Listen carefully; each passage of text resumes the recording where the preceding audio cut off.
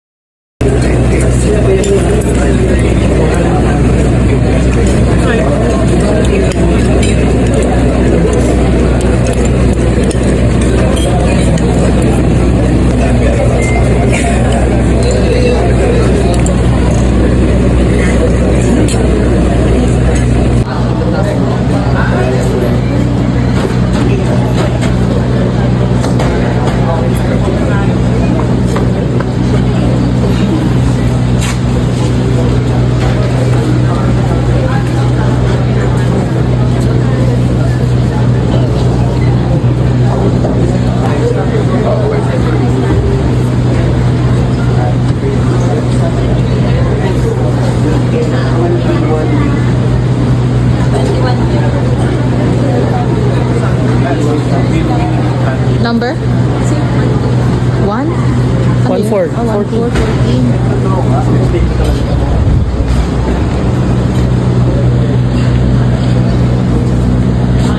Qualifying round, the number 10 position will win a special prize. And we would like to call on the Business Development Manager of Crown Pies, Mr. Joseph Alabrica, to award the winner.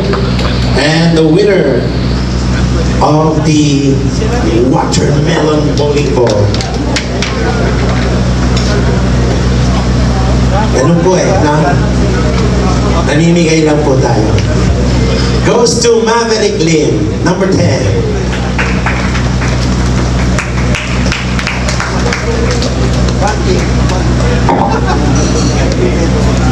Will win 1 case of Jack Daniels Oy, from gusto niya yan. Coca-Cola. And the winner, ayan na pala.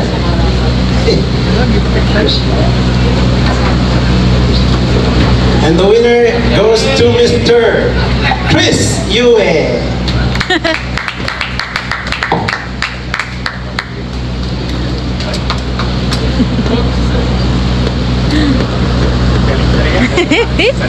Jack Daniels. Thank you very much, Mr. Okay. Can we ask all the Champion kagad! Jack Daniels agad.